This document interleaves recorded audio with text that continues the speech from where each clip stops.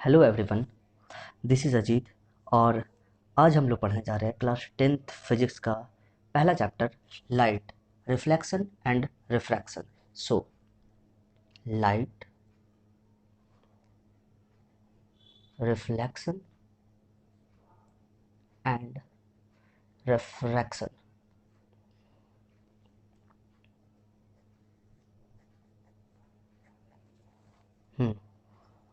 तो ये चैप्टर हम स्टार्ट करेंगे। हम लोगों ने क्लास 8 में भी लाइट के बारे में कुछ ना कुछ तो पढ़ रखा है, हमें कुछ ना कुछ लाइट के बारे में नॉलेज होगा ही। जैसा कि हम सभी लोग जानते हैं कि लाइट बेसिकली है क्या। So it is a form of energy, it is a form of energy which gives sensation of site, जिसके कारण हम चीज़ों को देख सकते हैं, हमारे चारों ओर जो भी चीज़ें हैं उन्हें हम देख सकते हैं। तो मैं पढ़ा रहा हूँ, मैं हमेशा से यकीन करता हूँ कि जब हम पढ़ें तो हमें पढ़ते वक्त ही अपने नोट्स प्रिपेयर कर लेना चाहिए। ऐसा हम ना करें कि जब हम पढ़ रहे हैं और फिर से एक टाइम पढ़ना है हमें और फिर से अलग से इसके लिए टाइम निकालना है और फिर नोट्स बनाए।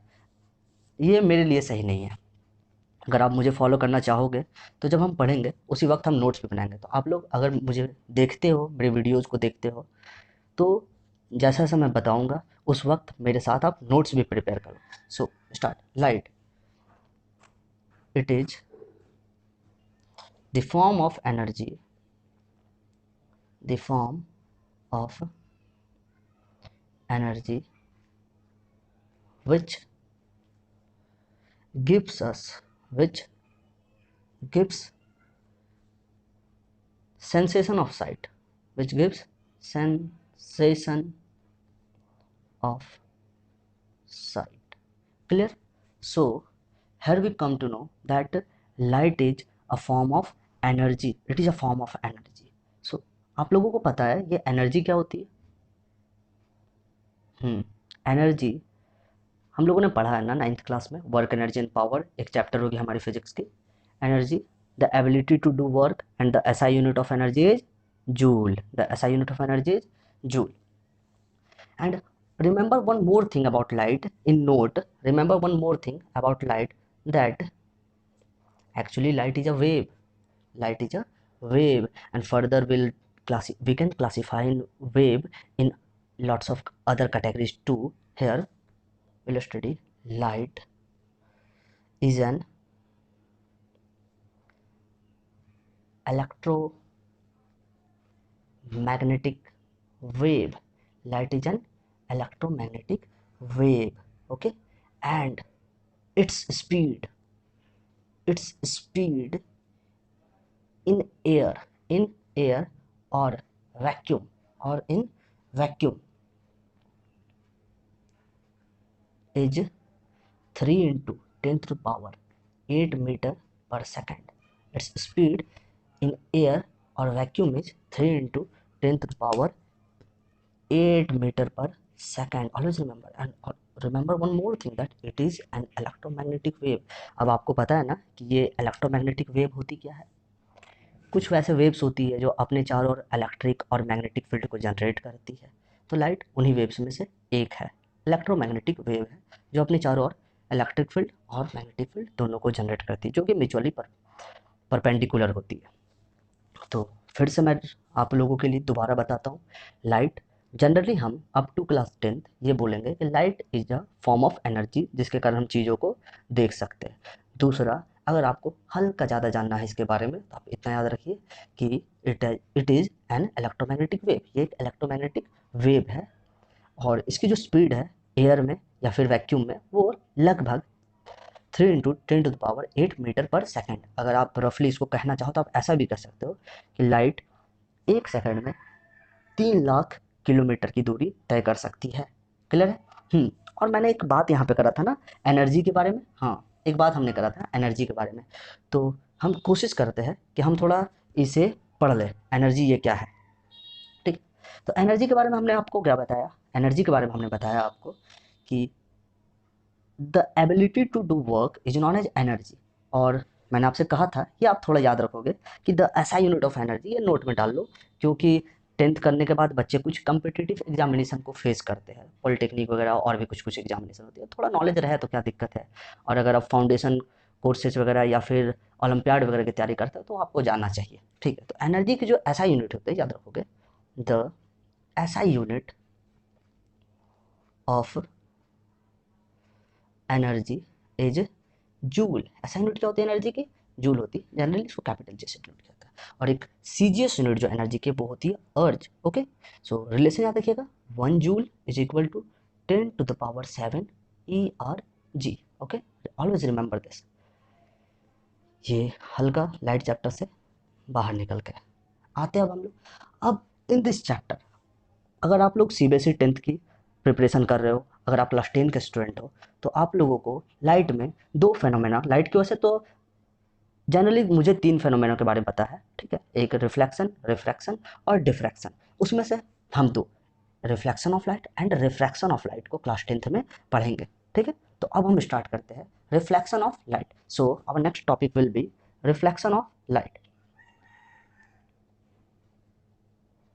रिफ्लेक्शन ऑफ लाइट, हम इसे समझने की कोशिश करते हैं, उसके बाद हम इसका डेफिनेशन भी लिख लेंगे।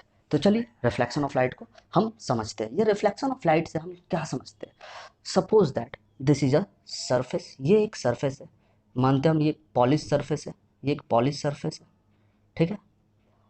ये एक मीडियम हो गई, ये ऊपर की जो मीडियम है कंसिडर करते हैं एयर है।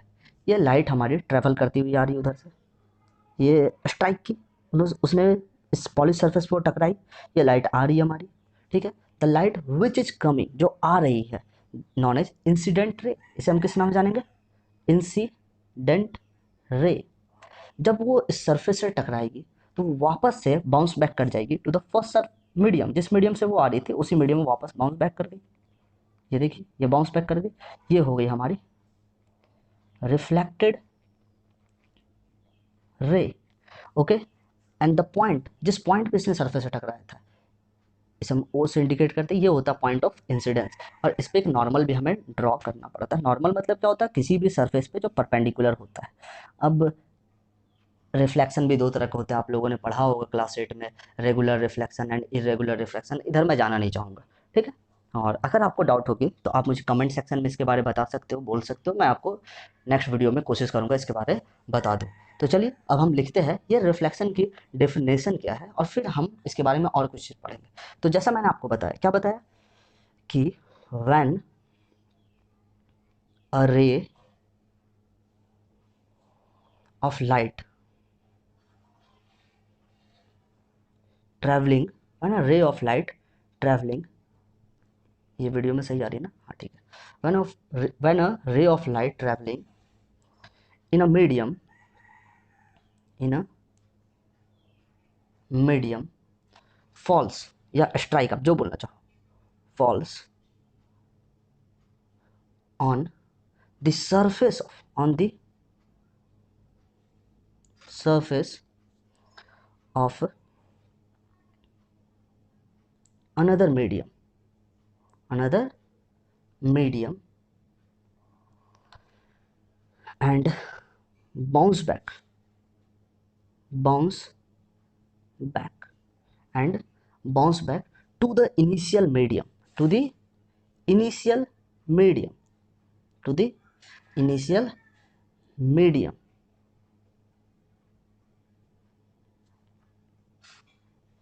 Then this phenomena, this phenomenon of bouncing of light, of bouncing of light, when a ray of light traveling in a medium falls on the surface of another medium and bounce back to the initial medium, then this phenomena of bouncing of light is known as reflection of light. So हम कह सकते हैं कि reflection of light है क्या? ये सीधा सीधी है कि लाइट एक मीडियम में ट्रैवल करते हुए, ये देखिए रे ऑफ लाइट वन मीडियम में ट्रैवल करते हुए दूसरे मीडियम से टकराती है और बाउंस बैक करके फिर से पहले मीडियम में आ जाती है, तो ये रिफ्लेक्शन ऑफ लाइट कहता है। जो रे ऑफ लाइट आती है और ये सरफेस से टकरा रही है, इसे हम इंसिडेंट रे कहेंगे, और जो सरफेस से टकराने के बाद बाउंस बैक कर रही है वो रिफ्लेक्टेड रे कहलाएगी। क्लियर है? हाँ, उम्मीद करता हूँ आप लोगों को समझ में आ रहे हो।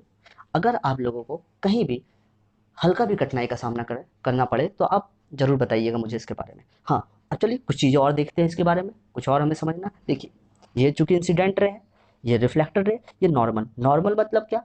Perpendicular to the plane. Okay, ये सारे डिफरेंसेस हम लिखेंगे। ये देखिए, ये जो एंगल है ना, ये जो एंगल है, angle between incident ray and the normal is known as angle of incidence. Okay, and the angle between reflected ray and the normal is known as angle of reflection. Okay, यहाँ mention कर देता हूँ मैं। ये देखिए, angle आई जो है, ये क्या है भाई? ये दिख रही है आपको? ये है angle of incidence, angle of incidence. और जो ये एंगल आर हमारा है ना, ये है एंगल ऑफ रिफ्लेक्शन। चलिए, ये क्लियर है टर्म? अब हमें पढ़ना है लॉज ऑफ रिफ्लेक्शन। क्या पढ़ना है? Laws of reflection. ये इस साइड कैसे करूँ? तो पॉसिबल नहीं है, ये ऊपर हो सकता है क्या? चलो कुछ देखता हूँ करके। आते हैं लॉज ऑफ रिफ्लेक्शन। थोड़ा सा और चल भाई, देखेंगे। नेक्स्ट जो टॉपिक है, हेडिंग लगाइए,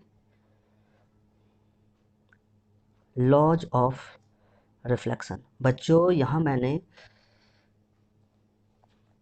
रेगुलर एंड इरेगुलर रिफ्लेक्शन के बारे में आप लोगों को नहीं बताया। कुछ कॉमन बातें होती हैं जो हमने क्लास 8 में पढ़ रखा है अबाउट लाइट, तो मुझे उन चीज़ों के बारे में चर्चा करना सही नहीं लगा। अब अगर आपको डाउट होगा तो आप मुझे बोलना, कमेंट सेक्शन में बताना। मैं पर्सनली अगर वीडियो को अपलोड करता हूँ, कोशिश तो करूँगा अपलोड करने को। एक्चुअली प्रॉब्लम ये है, अच्छा छोड़ो हटाओ, इधर नहीं जाते। तो बात करते हैं laws of reflection. Actually reflection सिर्फ नहीं, reflection of light, reflection of light, ये है laws of reflection of light.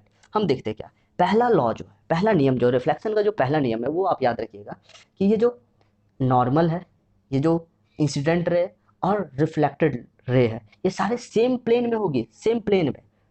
Okay, first law जो आप याद रखिएगा वो क्या है? वो आपका रहेगा कि the normal comma incident ray and reflected ray and reflected ray all lie in the same plane, in the same plane। ये सारे क्या होंगे? हमारे सेम प्लेन पे होंगे। पहला टर्म के लिए ये आप देख सकते हैं, ये जो ऊपर में डायग्राम है, ये हमने मिरर को रखा है इधर रिप्रेजेंट करके, या फिर कोई भी पॉलिश सर्फ है जहाँ से रिफ्लेक्शन हो रही है। ठीक, हम देखते हैं यहाँ पे ये नॉर्मल हमारा, ये incident ray and reflected ray सभी सेम प्लेन पे है। हाँ, सेम प्लेन पे है। अब दूसरा जो नियम है, दूसरा जो लॉ है, वो हम लिखेंगे, लेकिन उससे पहले मैं आपको बता देता हूँ, ये जो एंगल ऑफ इंसिडेंस है ना, वो angle of incidence will be equal to angle of reflection. Okay, ये बहुत ध्यान से सुनिएगा। Angle of incidence is will be equal to angle of reflection. ये आपका है सेकंड लॉ ऑफ रिफ्लेक्शन। चलिए ये लिखते हैं। चलो भैया आप उधर चले जाओ, सेकंड, ये आप थोड़ा नीचे आ जाओ और आप भी थोड़ी इधर आ जाओ। अब स्टार्ट करते हैं हम। वो सेकंड था अपना ना, ये क्या था? फर्स्ट था। हाँ चलिए, ये सेकंड हमारा। सेकंड जो है ये है the angle of incidence, the angle of incidence is always equal to the angle of reflection। Okay, ये आपको ध्यान पर रखना है। Angle I is equal to angle R, और इसे एक बॉक्स के अंदर हम पैक कर देंगे। ये चीज़ है, ये मैं करता हूँ ज़्यादातर। मुझे जिन चीज़ों को याद रखना होता है ना, उसे मैं बॉक्स के अंदर पैक कर देता हूँ। चलिए, ये हो गया। अब कुछ डेफिनेशंस है जो इम्पॉर्टेंट है, मेरे ख्याल से सभी बच्चों को पता होना चाहिए ये चीज़ें क्या है। कई बार हम इसे उतना इंपॉर्टेंस देते नहीं है तो हम भूल जाते हैं। चलिए डिफाइन करते हैं, कुछ इंपॉर्टेंट टर्म्स है, ठीक है ना। चलिए देखते हैं फर्स्ट डेफिनेशन जो हमारा है वो है, ये इंसिडेंट रे क्या है भाई? चलिए, इंसिडेंट रे, हेडिंग लगाइए, डेफिनेशन लिखते हैं इसकी। ये इंसिडेंट रे होता है। क्या बताया था मैंने आपको? मैंने बताया था आपको जो रे है ना, जो फॉल कर रही है सरफेस पे, ओके, वो इंसिडेंट रे। तो चलिए लिखते हैं the ray of light, the ray of light which falls on the surface, on the surface of body, on the surface, sorry, the ray of light which falls on the surface is called incident ray, is called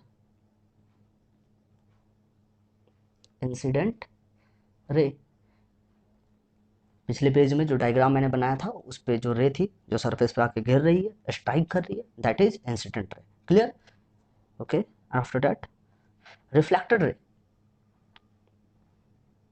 reflected ray,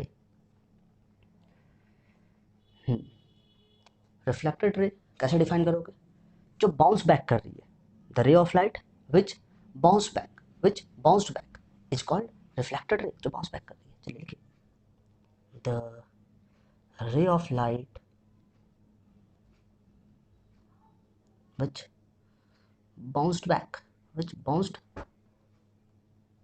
back, which bounced back is called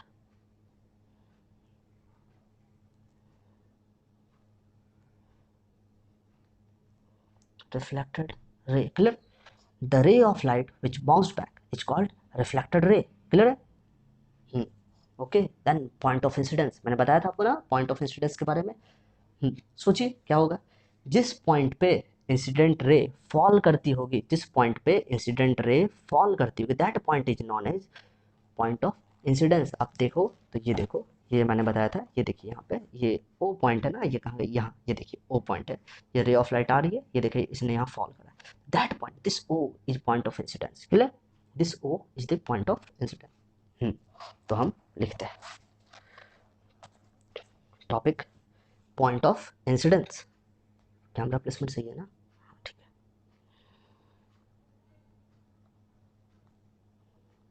point of incidence,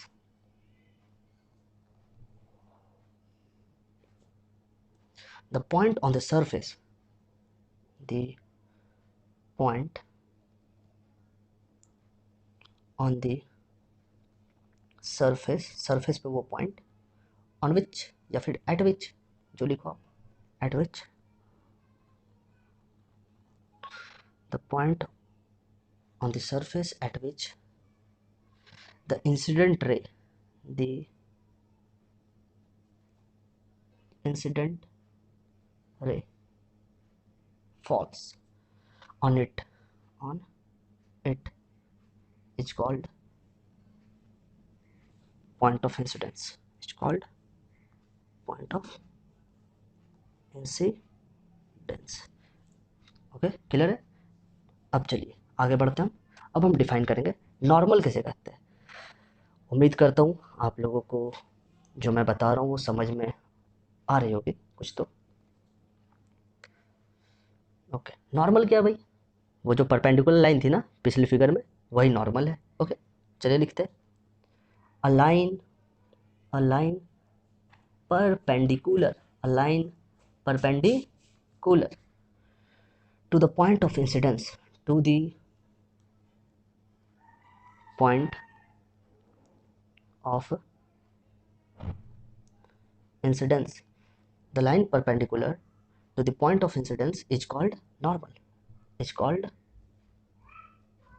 normal।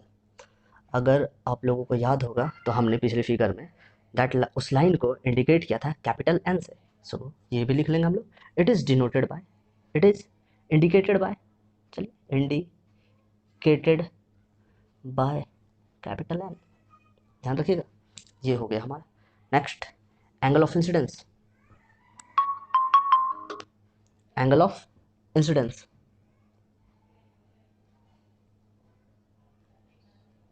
Angle of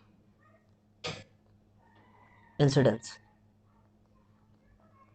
चलिए बताया था मैंने आपको incident ray and normal के बीच में जो भी angle हो that angle is known as angle of incidence. चलिए लिखते the angle between the angle between normal and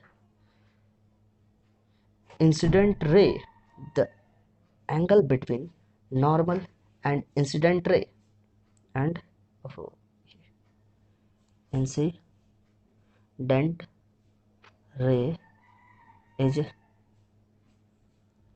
known as angle of incidence. Clear? एक और है एंगल ऑफ रिफ्लेक्शन, दिख रहा है ना, एंगल ऑफ रिफ्लेक्शन।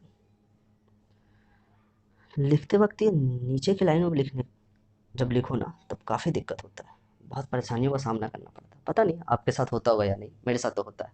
चलिए इसे हम डिफाइन करते हैं। The angle between normal and the angle between normal and reflected ray is known as angle of reflection. Clear?